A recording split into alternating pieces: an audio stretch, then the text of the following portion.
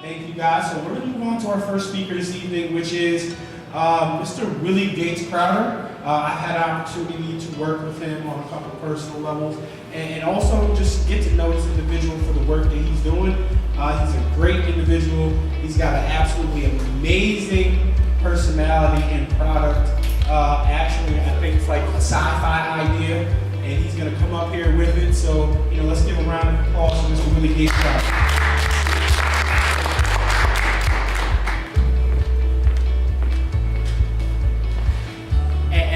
First bag off the assembly line. That's it. How's everybody doing today? How's it going? All right, so I was thinking of what to speak on today, and it's kind of weird when you do things repetitively. Just hold that a little closer for us. Yeah, it's kind of weird when you do things repetitively and you don't want to keep saying the same thing over and over. But my focus is on vision, because how many of you in the audience may have had an idea that you thought was a good idea, and you may have told your friends or family, but you never did anything with it, and then the next thing you know, you see it out on the marketplace. And then all you can do is go around with bragging rights, oh, I thought of that first. Well, who cares? They're the one getting paid for it. So my thing is to try to inspire you guys on how you can go from concept to creation. And just to give you a little story about myself, where innovation sort of started, from where I can remember. I was in fourth grade. I remember getting on the bus one day and walking through the bus. You know how it is, elementary school and everything. And I stepped on this kid's shoe by accident. Stepped on his foot. And his name was Steve. Stepped on his foot, and he immediately replied, a little Italian kid, and he said, you step on my foot again, I'm going to punch you in the stomach. So I'm on a bus full of kids, and girls and everything else. So I took him up on that challenge. So I went back and purposely stepped on his foot, and he delivered on his promise. And I quietly went back to my seat. I thought about it. So I said, this can be a problem. So that night when I went home, even though it didn't hurt me that much physically, it hurt mentally. And I thought, well, what can I do to thwart this kind of problem next time? And my brother had one of those He-Man chest plate things. So I put this chest plate on, and I couldn't wait to get on the bus the next day. Like, yeah, I'll try it this time and see what happens. So I got on the bus, but he must have noticed something about me that I was prepared, because as I walked proudly with my head up down the aisle waiting to step on his foot, he made sure he pulled his foot out of the way, and we didn't have a problem. But that goes to say, your mind is limitless. Your body has limits. I'm only so tall. I never expect to be able to slam dunk a ball any more than I can, which was only once. But because of my height, I have certain limits. But because my mind doesn't have limits, it can actually attain my body and sort of even condition it to heighten those limits that I think I have. This is why you have people like Michael Phelps that are 5, 6, 7-time gold winners, because he trains twice as hard as anybody else. Where they told him, you're doing too much, you're going to kill yourself. Now he's killing the gold medals.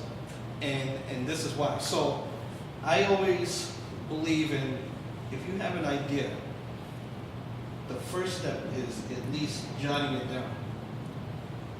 Because if you jot it down, what you're doing is you're taking a step. And when you take that physical step, that emboldens you to take another mental step, that emboldens you to take another physical step. And before you know it, once you get to a certain point, you don't want to stop. You don't want to turn around. You don't want to, let it go, because you got so far that maybe a little more effort, elbow grease, blood, sweat, and tears, what have you, will take you to the next level. So a little bit about this backpack. This is what I have. Now this bag right here is one of our products right now.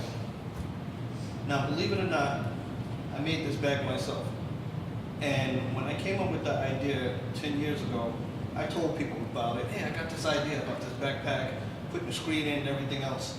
And, you know, it was a little ahead of its time. You know, all I got is, well, why would you do that? Or, yeah, I'll probably see something like that from Star Wars or what have you.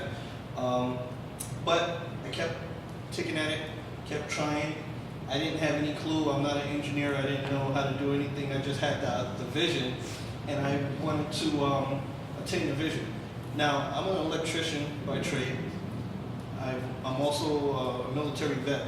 So I was in Panama back in the 90s. You know, that kind of discloses my age a little bit. But we had to get Noriega and all that stuff. But I was working with a master electrician, and he would bend these pipes that the electrical wires go through, and he would form it around the building, sort of like the pipes you can see here with the lights and everything. And usually, there's so many calculations and measurements that have to go into bending pipe for electrical wires to go through. And he wouldn't do any measurements. He just did it by hand, by eye, what have you. So I asked him one time, I said, man, the stuff you do is amazing. Like, how did you learn how to do it? Or how can you do it like this without measuring anything? And I'm expecting him to say the cliche, yeah, well, you know, I've been doing it for 20 years or what have you. But what he said blew me away. He said, well, what I do is I see it finished first, and then I work my way back. So this is what I seen, and then I tried to figure out how can I get to that. So how I started was, I literally, at the time, I wasn't employed, so I borrowed $2 from a friend of mine, and I went to Dollar Tree and bought 2 Tupperware bowls. I went home, cut it up, marked it around with tape and everything, and you know, I made it a family project. I had my kids working with me, and I took a little tablet that I had and form-fitted it and everything.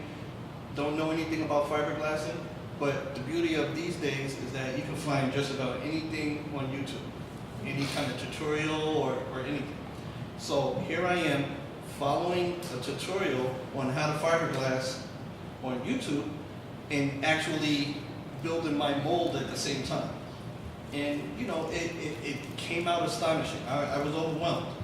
So to fast forward a little bit, I'm standing next to something that most people find astonishing.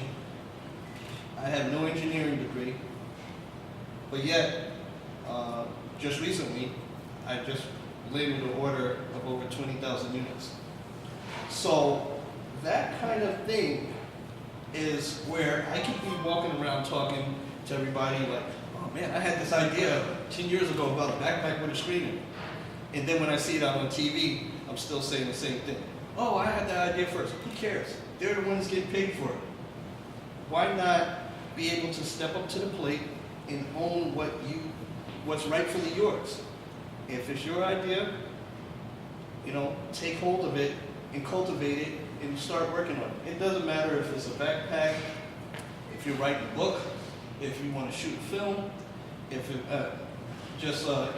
coincidentally, I also had a film video company, production company, some years back, and I always wanted to be this big-time film director, which is a whole another long story in itself. But to make a long story short, you know, I kind of lost my love for it, but then I started seeing these movies like Avengers and stuff coming out. Like, man, that's what I wanted to be doing and everything.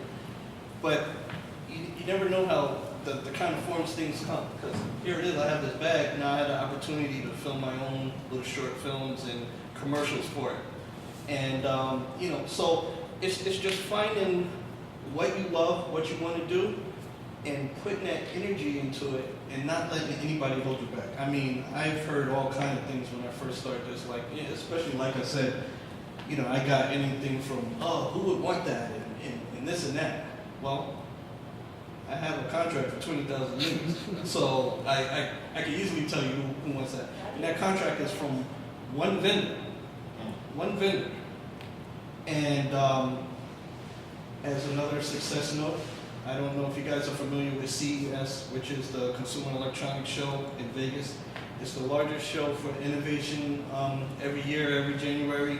All the bells and whistles, the new things that are coming out, that's where they showcase it.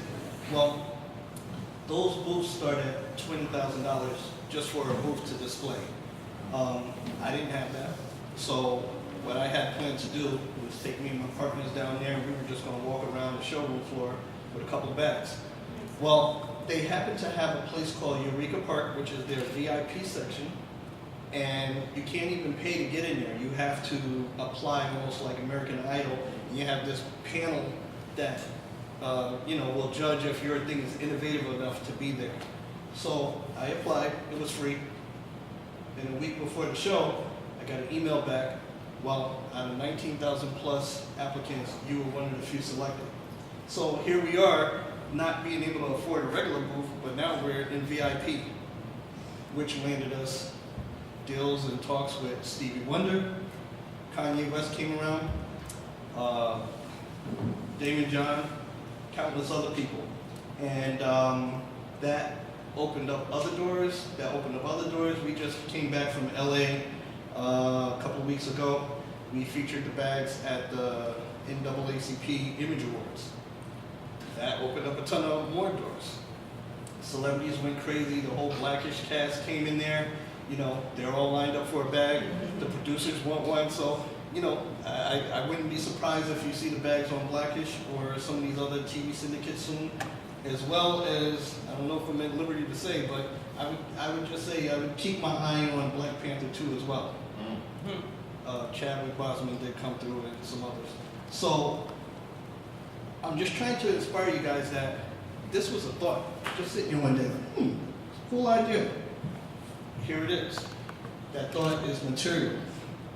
That thought can now provide for me and my family. It can allow me to be generous like Robert Smith, the gentleman that just paid for everybody's tuition. We need to be able to pay it forward and instill this kind of stuff into our communities, into our youth, because they're the future. It's a cliche saying, but they have to understand that they have the power.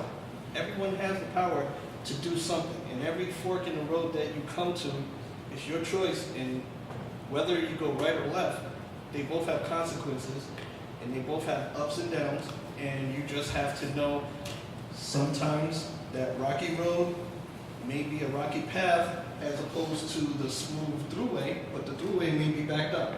So that path may be the best way to go to get to your goals. And we're really excited with a lot of the success that we're having. And I tell people, I think this is the first time I'm even letting the public know, so I don't know how far this is going to go, but I'll reveal it. My passion actually isn't this backpack. I was actually doing this backpack just to try to get the finances and funding that I need to do what I really want, which is in October, we will be unveiling and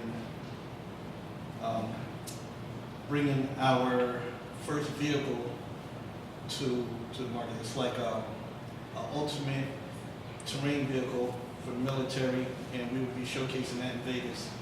And sky's the limit. Sky's the limit. And what I just want to say to people is, everyone says, well, sky's the limit because I just said it, but when you work a regular job, it doesn't matter how high that job is. There's always a ceiling. There's a cap on it. It doesn't matter if you're the top manager. There's a ceiling, and that ceiling, whether it's $150,000 a year, 200, even $1 million a year, that million still has a cap on it because that's what they feel that you're worth. That's why your cap is there.